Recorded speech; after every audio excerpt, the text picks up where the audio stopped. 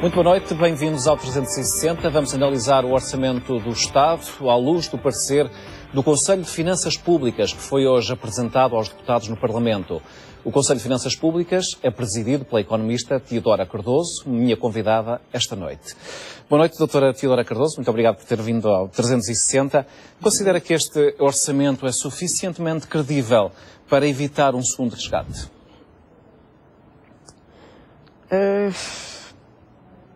Podia ser mais, para sermos claros, mas penso que, apesar de tudo, faz um esforço que é provavelmente o esforço que seria possível fazer nesse sentido. Quando diz que podia ser mais, em que é que está a pensar? Eu estou a pensar, sobretudo, num problema que nós temos vindo a pôr habitualmente, já desde que existimos como Conselho de Finanças Públicas e que eu já punha também antes, na necessidade de termos uma visão do Orçamento de Estado menos concentrada estritamente no ano. O nosso grande problema agora é mostrarmos que não só somos capazes de fazer o ajustamento que já fizemos, e que fizemos um ajustamento muito considerável, mas que somos capazes de o manter e de o consolidar. E isso não se faz com orçamentos anuais. Tem que haver uma capacidade de planear a médio prazo e de fazer mesmo orçamentos plurianuais.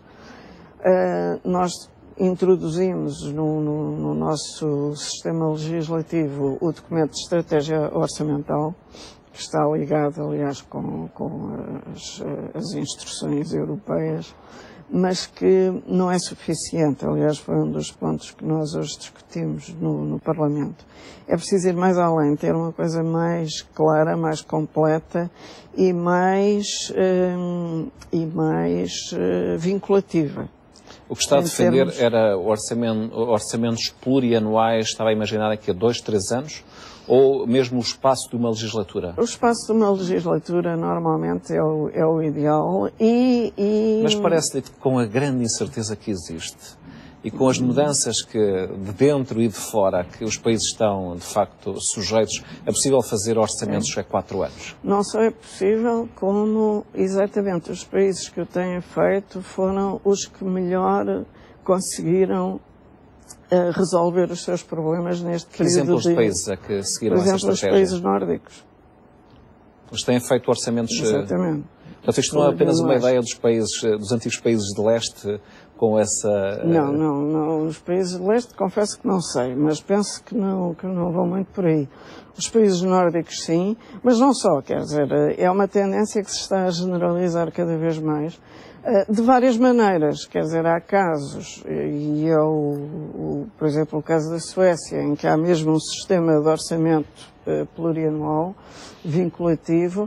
Há outros casos em que há, por exemplo, o caso da Inglaterra, em que há as chamadas spending reviews, portanto, as despesas são planeadas por períodos de 3 anos. Uhum. E depois são incorporados os dados no ano a ano. Mas o que é verdade é que, de facto, nos sítios onde isto se faz, reduziu precisamente a instabilidade, deu confiança. Porque há muitas coisas no orçamento e na execução do orçamento, nomeadamente do lado das despesas, que não podem ser planeadas a nível anual. Quer dizer, nós temos neste momento, por exemplo, o problema dos cortes, os famosos cortes. Cortes salariais e das pensões. Que são cortes transversais e que não conseguem provocar o efeito desejável de efetivamente planear despesas e tornar as despesas mais eficientes. Para isso é preciso um horizonte. Os próprios gestores dos serviços precisam de saber com o que é que vão contar. Assim, a única coisa que sabem é o que é que contam neste ano, e no próximo vão tentar tudo o que puderem para terem o máximo possível. Exatamente. Mas não há essa lógica de gestão. E qual foi a reação dos deputados a essa proposta que fez? Eu penso que, apesar de tudo, enfim, nós ali não podemos ver porque não há votação, não é? Portanto, não posso dizer exatamente qual é a reação. Mas penso que esta ideia tem ganho adeptos. E que se começa a perceber, até por causa do problema dos cortes transversais, porque, na realidade, os instrumentos que o orçamento tem são instrumentos muito... não vem agora um termo, em inglês é blunt. Blunt? Blunt. São à bruta, digamos assim. Exato, brutais. Não há instrumentos que permitam gerir as coisas de uma maneira mais suave, digamos assim. Ou há, portanto, aumentos de impostos ou há cortes transversais de despesa. E isto não é maneira de gerir o orçamento. Gerir precisa de outro tipo de instrumentos. Eu gostava de ouvi-la sobre as declarações do ministro Rui Machete, que disse que a hipótese de um novo resgate a Portugal seria mais forte se, quando chegarmos à altura, quando chegarmos ao fim do programa de ajustamento, as taxas das obrigações portuguesas a 10 anos estiverem à volta dos 4,5%. A doutora concorda com este raciocínio de que uma taxa de juro da dívida pública portuguesa há 10 anos neste valor é insustentável do ponto de vista financeiro? Confesso que nem sequer percebo muito bem o raciocínio. Não? Não. Penso que não é assim que nós temos que Acha que foi uma frase disparatada? Não sei se é disparatada, até porque eu não ouvi, portanto não vou comentar exatamente o que é que foi dito, mas penso que não podemos pôr as coisas nesses termos. É evidente que um dos sinais de que o país tem condições de regressar ao mercado é a descida dos spreads. E, portanto, isso não há dúvida nenhuma nesse aspecto, não é nada disparatado. Agora, por um valor tão taxativo, isso não me parece que o possamos fazer. Quer dizer, mas, tecnicamente, há alguma razão para se falar em 4,5%? Não. Isto é, há alguma teoria económica que diga a partir deste valor isto é insustentável ou abaixo deste valor é sustentável? Não há. Até porque, no fundo, o que acontece é que a taxa de juros que é sustentável vai depender, a sustentabilidade vai depender da taxa de juros, vai depender do crescimento da economia e vai depender do saldo orçamental que nós conseguimos realizar. Portanto, a taxa de juros é só uma variável entre estas três. Então, como é que a doutora explica esta afirmação? Não explico, mas isso não portanto, tem... Mas tecnicamente, para um há... economista dizer isto não tem muito sentido. Não, dessa maneira não se pode dizer que há um limite, que há um valor, uma fasquia a partir do qual, se for ultrapassada, um país não pode aguentar essa taxa de juros. Não é possível dizer isso. Se o país tiver uma taxa de juros de 4,5% e estiver a crescer a 6 ou 7, aguenta perfeitamente. Portanto, ficamos neste enigma de saber como é que um ministro decidiu pôr este número, sobretudo a esta distância que estamos do final do programa de ajustamento. E quais são as grandes diferenças, doutor, entre um programa de ajustamento, um segundo programa cautelar ou um segundo resgate? Qual é a grande diferença? O programa cautelar seria o primeiro, o resgate é que seria o segundo. Justamente. Bem, o que é o resgate nós já sabemos. Já tivemos nos últimos 2 anos experiência disso, não é? Exatamente.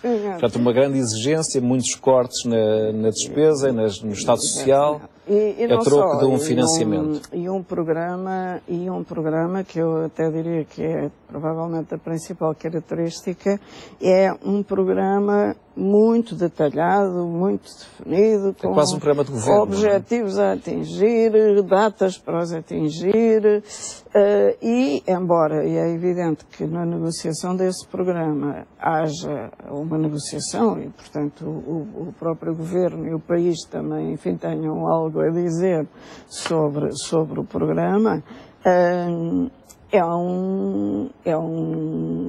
é de facto um programa que vem de fora, quer dizer, em que a soberania fica reduzida ao mínimo, que é pôr em prática as medidas, basicamente. Portanto, nós somos apenas executores de uma política que foi definida por fora. Somos basicamente executores e, evidentemente, não nos podemos queixar porque nos pusemos nessa posição, mas o que é verdade é que é uma posição extremamente incómoda. O programa cautelar, uma vantagem, se lhe podemos chamar assim, é que ainda ninguém sabe o que é exatamente. Mas há uma coisa que seguramente será mais flexível do que este. No fundo, é uma forma de transição de um programa realmente muito duro, muito contundente, para demonstrando que esse programa produziu resultados, mas que agora é necessário lá está consolidá-los. E, portanto, o programa cautelar será essa forma de consolidar. E é por isso que eu acho que nós devíamos ser os primeiros a preparar esse programa cautelar. Não lhe chamando assim, não interessa se chama programa cautelar ou não, mas era importante que nós próprios tomássemos essa iniciativa de sermos capazes de propor o que é que nós achamos, enquanto portugueses, enquanto governo, enquanto oposição, porque a oposição, obviamente, também tem aqui um papel muito importante, o que é que nós achamos que devemos fazer e que podemos fazer para exatamente consolidar estes resultados e não tornarmos a cair numa situação como esta. A doutora Teodora Cardoso acha que é essencial o envolvimento do PS para que esse programa seja bem recebido pelos credores? Não é só para ser bem recebido pelos credores. Eu não poria a coisa dessa maneira. Eu poria mais em que os partidos de governo, digamos assim, para já têm todos responsabilidades na situação a que se chegou. Portanto, ninguém se pode pôr de fora. Ninguém se pode pôr de fora. E, por outro lado, também vão ter responsabilidades em gerir isto no futuro. E como, de facto, a tal ideia da plurianualidade ultrapassa, inclusivamente, as legislaturas. Não quer dizer que quando muda o governo não muda o programa, obviamente muda, mas há um pano de fundo que se tem que manter. E, portanto, aí é que é importante que os partidos de governo se ponham de acordo em questões básicas que são necessárias para que a economia possa seguir um rumo de consolidação. O economista Paul de Grue esteve em Portugal nos últimos dias e considerou que o nosso país não deverá conseguir fugir a uma reestruturação da dívida. Parece-lhe que ele tem razão? Esse é outro tema pior do que o programa cautelar. A reestruturação da dívida pode ser uma infinidade de coisas. Quando nós falamos em reestruturação da dívida, falamos em negociar com os credores, admitindo, ou podendo admitir mesmo um perdão de dívida, não é? Não, isso são coisas, isso aí é um bocadinho diferente, porque isso já é um perdão de dívida, já não é só uma renegociação. O que eu penso é que a melhor maneira de fazer a reestruturação da dívida é regressar aos mercados. Portanto, Portugal deve fazer tudo para regressar aos mercados. Exatamente. No mercado, se nós recuperarmos a confiança dos mercados, aí imediatamente passamos a ter outras condições para negociar a dívida. As taxas de juros descem, os prazos começam a aumentar, etc. E pode-se renegociar novas operações e o refinanciamento de operações que já existem. Essa seria, obviamente, para mim, a solução ideal. Em contrapartida, cairmos na ideia de que não somos capazes e temos que ir, por exemplo, para um perdão de dívida, isso parece-me uma solução francamente muito má. Porque um país que entra no caminho dos perdões de dívida dificilmente de lá sai. E Portugal teve essa experiência durante mais de um século e acabamos numa ditadura. Portanto, convém pensar... Na sequência da bancarrota do finais do século XIX. O século XIX foi uma sucessão de reestruturações de dívida. E isto não se passou só em Portugal, passou-se de uma forma geral. Porque é claro que quando isto se renegocia, nesse sentido, perdão de dívida, etc., os mercados ficam sempre de pé atrás relativamente a esse país. Cobram-lhe taxas de juros mais altas. Dão-lhe piores condições de crédito. Se o país, por seu turno, mostrou que não era capaz de assumir as suas responsabilidades e teve que ir pedir um perdão de dívida estes vários fatores juntos levam a que a situação em geral se degrada ainda mais. Fique degradada, exatamente. Portanto, essa é a solução que para si Para mim é de evitar a todo custo, é a não é? solução a evitar, exatamente. Hoje, a senhora afirmou hoje no Parlamento que é preciso mudar a legislação para que haja leis em que o Tribunal se possa basear para considerar as medidas de consolidação orçamental constitucionais. Esta foi a frase que a doutora Teodora Cardoso utilizou no Parlamento. Significa isto que considera que deve haver uma revisão da Constituição? Eu também disse no Parlamento que eu não me pronuncio exatamente a qual é a legislação que se tem que mudar. Mas estamos a falar dos juízes do Tribunal Constitucional, dos juízes do Tribunal têm por base a análise da Constituição. Há, por exemplo, uma dúvida. A legislação europeia, os compromissos que nós assumimos ao ratificar o Tratado Orçamental Europeu, são compromissos constitucionais. Não estão inscritos na Constituição. E não é sequer muito fácil de os inscrever. Também reconheço isso. Porque, por exemplo, pôr na Constituição uma coisa como um saldo estrutural tem que ser, no máximo, um déficit, não pode ir além dos 0,5% do PIB, é uma coisa que é impensável, acho eu, numa Constituição, porque, primeiro, o saldo estrutural muda cada vez que se fazem previsões, portanto, como é que se trata isto em termos constitucionais? Portanto, não me parece que esse princípio tal qual seja constitucionalizável. Agora, o que tem que ser constitucionalizável, e isso é um problema para os juristas, não é para mim, é o princípio de que aquela regra tem que ser cumprida. Uhum. E, portanto, aí tem que haver uma maneira de incorporar isso na Constituição. Mas é possível cumprir este programa de ajustamento com esta Constituição? Não é fácil, como se tem visto, e tem produzido um efeito, e é por isso que nós criticamos esse lado no relatório. O tipo de enquadramento institucional que nós temos não é só a Constituição, é um conjunto... Tipo a Lei de Enquadramento Orçamental. A Lei de Enquadramento Orçamental e toda uma série de regulamentos, de práticas, de procedimentos, que são... Nós temos um sistema complicado, quer dizer, e nesse aspecto, por exemplo, uma vez mais, os países onde estas coisas funcionam melhor têm, em termos de legislativos, uma coisa muito mais simples e muito mais leve, mas depois uma aplicação muito mais cuidadosa. Portanto, nós temos muito aquela tendência, como eu costumo dizer, pomos as coisas na lei e ficamos descansados. Mesmo que não sejam cumpridas. Mesmo que não sejam cumpridas. O princípio deve ser exatamente o contrário. A lei deve ser mais genérica, mais simples, mas depois a aplicação é que tem que ser muito, muito cuidadosa, e nessa aplicação, nesta área, tem que haver um lado jurídico, mas também tem que haver um lado económico. E esses problemas não estão completamente resolvidos ainda entre nós. O resultado que deu foram os tais cortes transversais e foram os aumentos de impostos, porque medidas mais racionais esbarram no enquadramento institucional.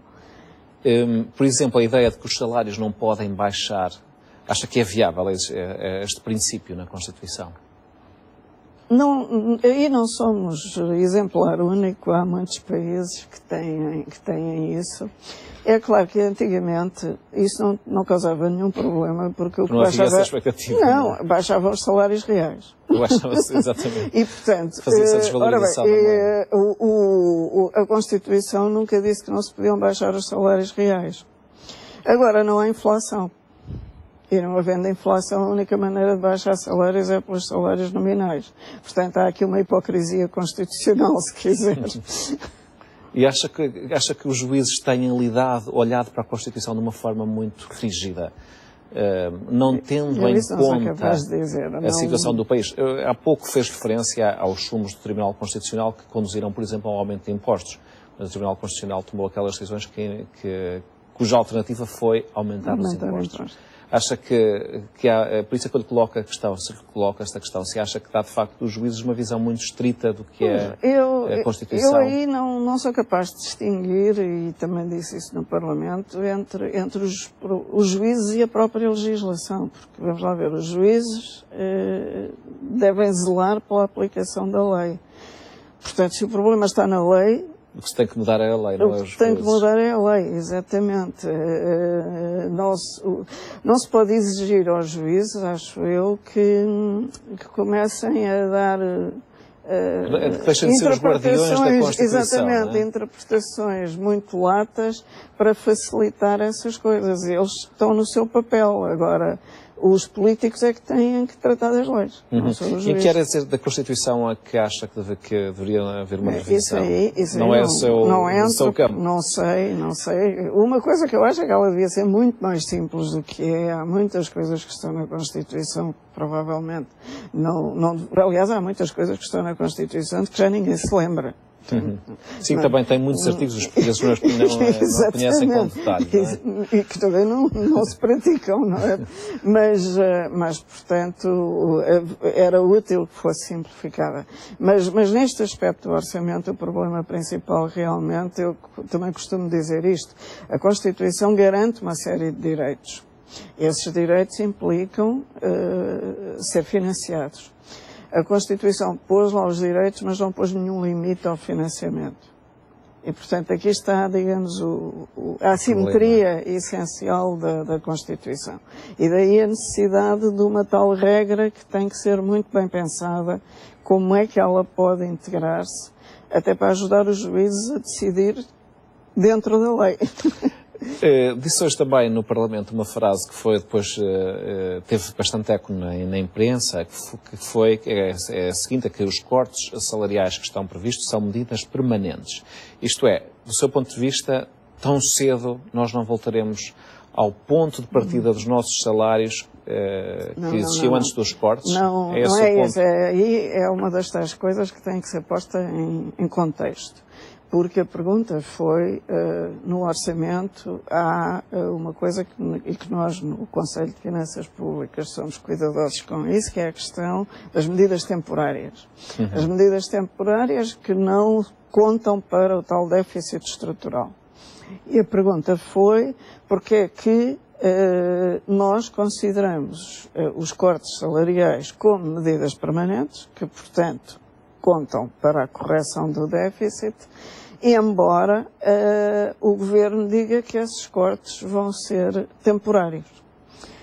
Embora diga que os temporários não significa 1 ou 2 anos, não é? Não, exatamente. Bom, mas de qualquer maneira diz que são temporários e, por consequência, há aqui uma contradição. A pergunta é lógica.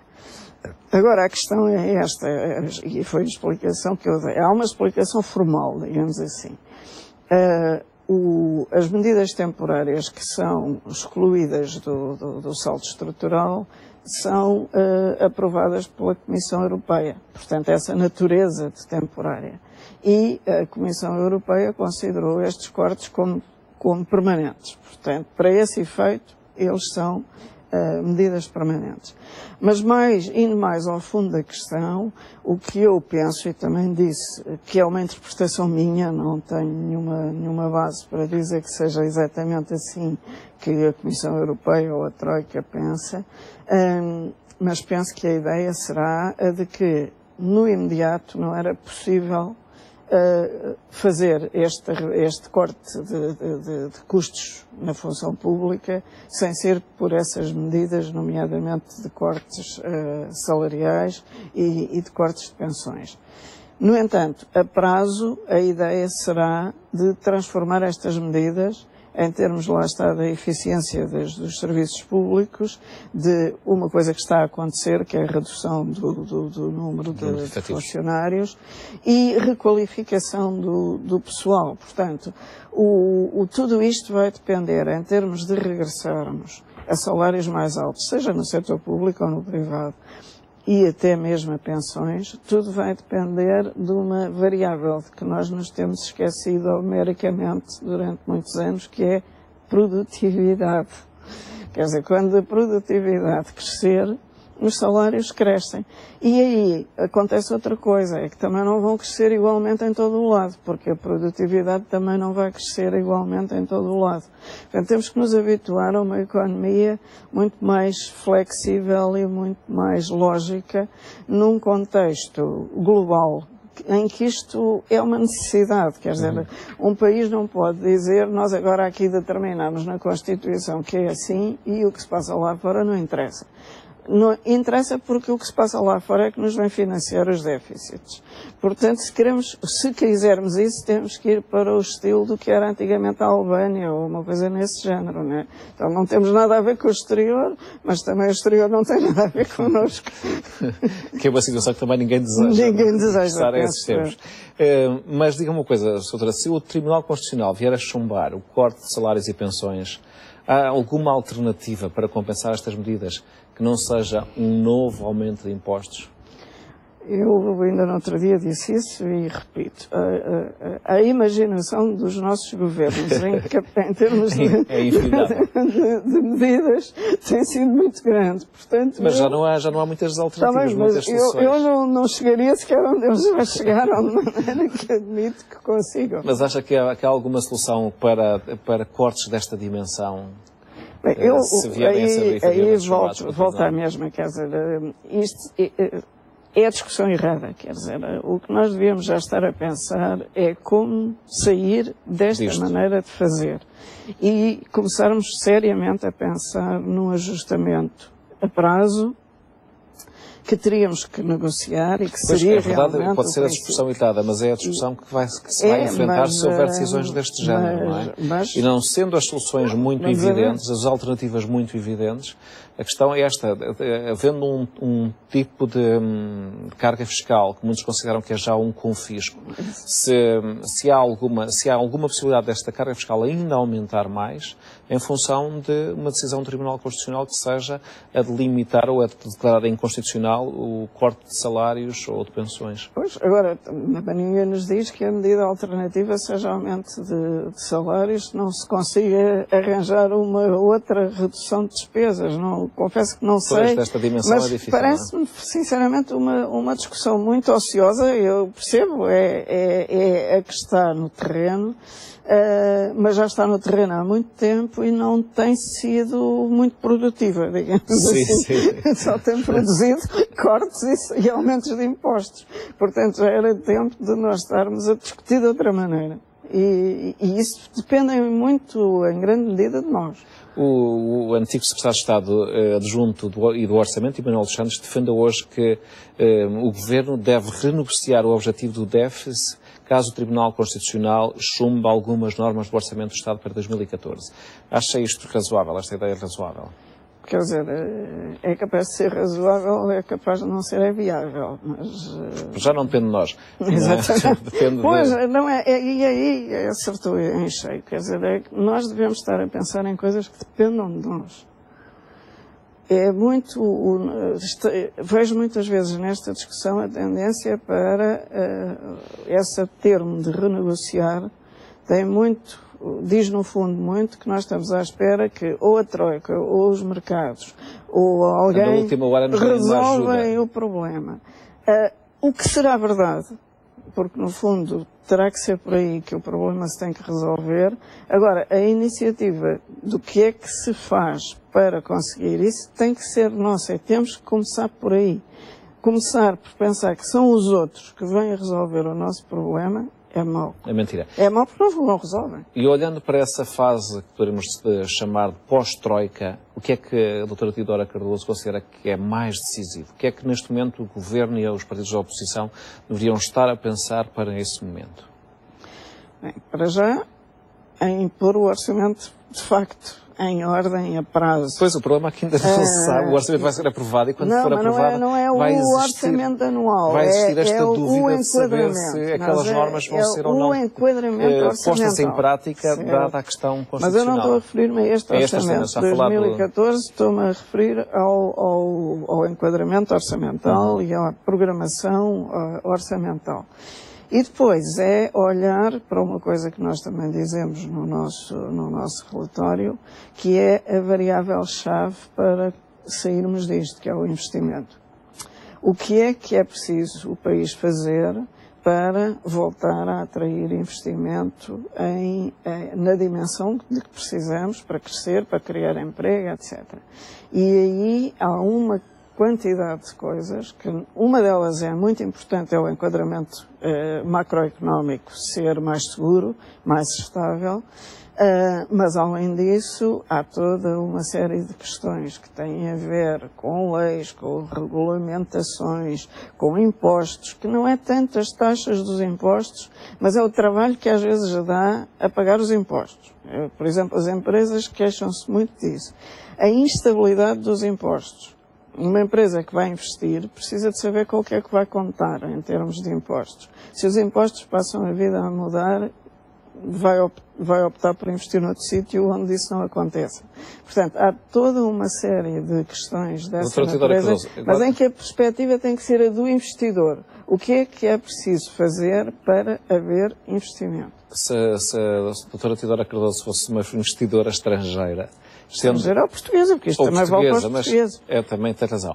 Mas, neste momento, com o problema de financiamento que existe em Portugal, provavelmente é mais fácil, ou será mais prioritário conseguir investimento estrangeiro. Mas a minha questão é esta.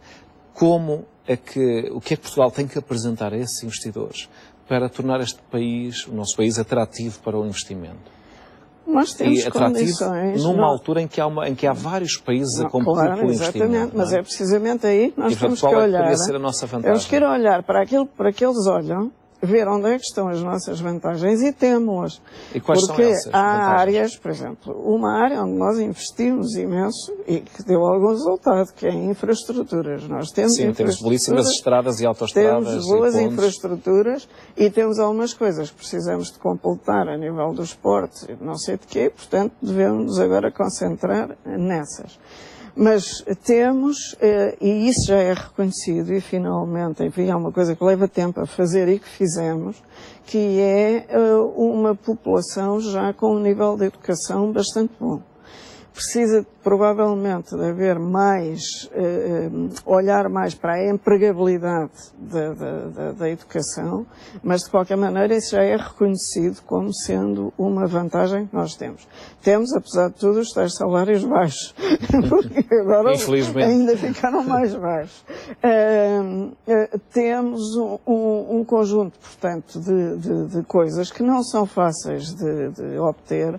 Temos um excelente clima, temos uma situação geográfica que tem vantagens e desvantagens, mas tem vantagens.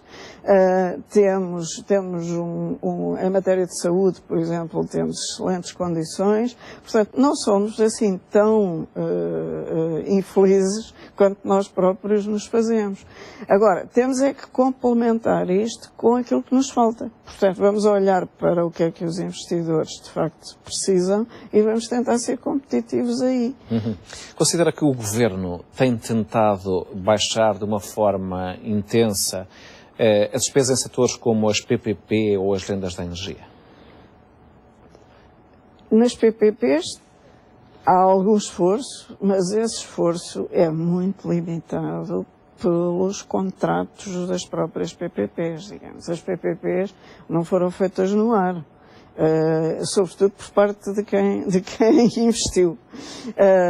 Ainda por cima, eu não conheço o domínio das PPPs em detalhe, mas há uma coisa que é certa, é que aqueles contratos são contratos feitos normalmente por firmas muito especializadas, que sabem exatamente o que é que têm que pôr no contrato e, em geral, à luz de lei internacional. Significa que é muito difícil renegociar esses contratos. É muito difícil renegociar esses contratos. Está-se a fazer algum esforço que tem que ir, penso eu, sobretudo no sentido de que, de onde houve abusos que sejam demonstráveis à luz, mais uma vez, do direito internacional, poder reduzi-los, digamos assim, ou eliminá-los. Mas é muito difícil ir além disto. Como cidadã, a questão das PPPs causa-lhe alguma revolta? A questão das PPPs não me causa revolta. Aconteceu como aconteceu em quase todo o mundo. Vamos a ver. As PPPs não são más em si mesmas. Bem pelo contrário, as PPPs têm uma boa As PPPs permitem razão fazer de obra ser. quando não há dinheiro para se fazer obra, não é isso, não é isso. Quer dizer, ainda no outro dia assisti a uma discussão sobre isso. O que nós temos que saber é, há um investimento de que o país necessita. Primeiro temos que sim, mas no caso decidir... concreto das PPP portuguesas houve investimentos esse é que é o erro, mas o erro não está na necessitava, PPP. não é? O erro está na decisão de investimento. Portanto, se nós decidirmos e temos que analisar isso bem, se efetivamente o investimento é rentável, se justifica, etc., depois vamos ver qual é a melhor maneira de o financiar. E as PPPs são uma dessas maneiras e pode ser uma maneira muito favorável mesmo de financiar investimento.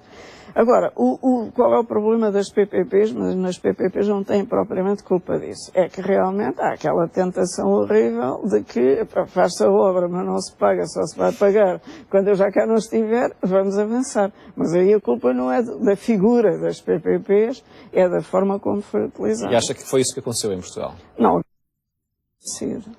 E gostava de ouvi-la ainda, nós ainda temos mais 5 minutos para esta nossa conversa no 360, gostava de ouvi-la sobre outros temas, nomeadamente esta questão de saber até que ponto, do seu ponto de vista, são consistentes os sinais de crescimento que a economia tem revelado nos últimos meses. Tenho dúvidas, mas ainda é muito cedo para ir além dessas dúvidas. Há uma coisa que me parece que se percebeu este ano foi que algum do crescimento veio de um menor decréscimo do consumo privado. Mesmo a nível de investimento, ainda os sinais são muito reduzidos.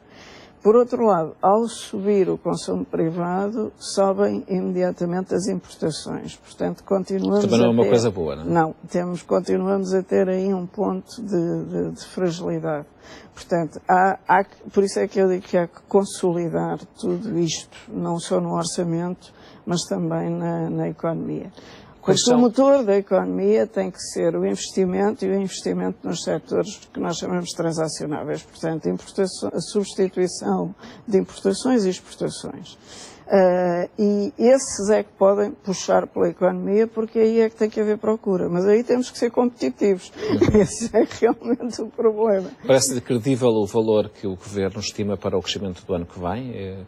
Está inscrito no déficit de 0,8%? Tem o problema que toda a gente reconhece e que existe, de que se esse crescimento não vir a ser afetado pelas medidas dos cortes nos salários e nas pensões. O Ministério das Finanças diz que entrou com isso em conta. Se entrou completamente ou não, o futuro dirá. Mas qual é o seu sentimento? Qual é o seu feeling? Eu penso que não é impossível atingir aquela taxa, mas não é um dado. Não é uma coisa... Não é um dado. Óbvia. Mas com um bocadinho de sorte é possível. Tenho mais umas perguntas finais. Qual é exatamente o papel do Conselho das Finanças Públicas que a doutora Teodora Cardoso preside? Qual é exatamente o seu papel? O papel do Conselho das Finanças Públicas é um papel que agora se está a generalizar, não só na União Europeia, mas internacionalmente, de procurar ajudar a descodificar as finanças públicas. O orçamento, para a maioria das pessoas, é uma discussão que acontece lá no Parlamento. Nos últimos anos o orçamento aproximou-se das pessoas. Muito mais, mas as pessoas ainda não conseguem perceber completamente os porquês, os conceitos. Se, por exemplo, nós vamos e temos que ir para o tal conceito de saldo estrutural. O saldo estrutural é uma coisa muito complicada, é um conceito analítico complicado, que nem os políticos, nem muito menos a opinião pública vai conseguir perceber. Portanto, para o aplicar e o credibilizar é preciso trabalho técnico também.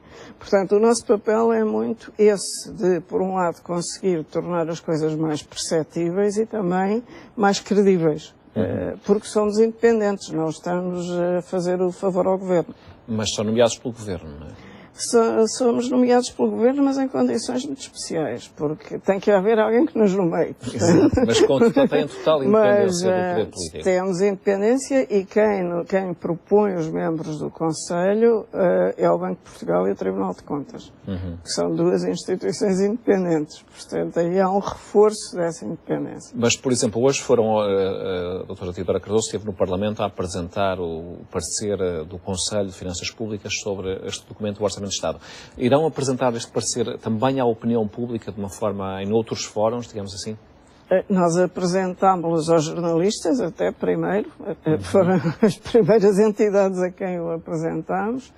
Nós, tudo o que fazemos, e isso é uma das condições importantes de independência, que tudo o que fazemos publicamos. Portanto, não temos que ficar à espera da autorização para publicar os nossos pareceres ou as nossas opiniões. São publicadas no nosso site e são fornecidas aos jornalistas e, portanto... Fundamentalmente, o que é motiva neste seu trabalho, doutora Teodora Cardoso?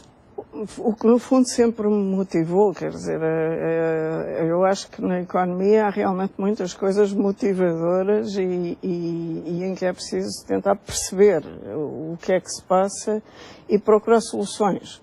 E nitidamente, hoje em dia, os nossos principais problemas estão ao nível do orçamento e portanto, achei que era um desafio interessante, que ainda por cima é independente. Doutora Teodora Cardoso, muito obrigado por ter vindo esta noite ao 360 a explicar com detalhe o parecer que foi hoje apresentado pelo Conselho de Finanças Públicas. O 360 fica por aqui. Já a seguir, não perca na RTP Informação a Justiça Cega, hoje com a Cristina Esteves. A todos, uma muito boa noite.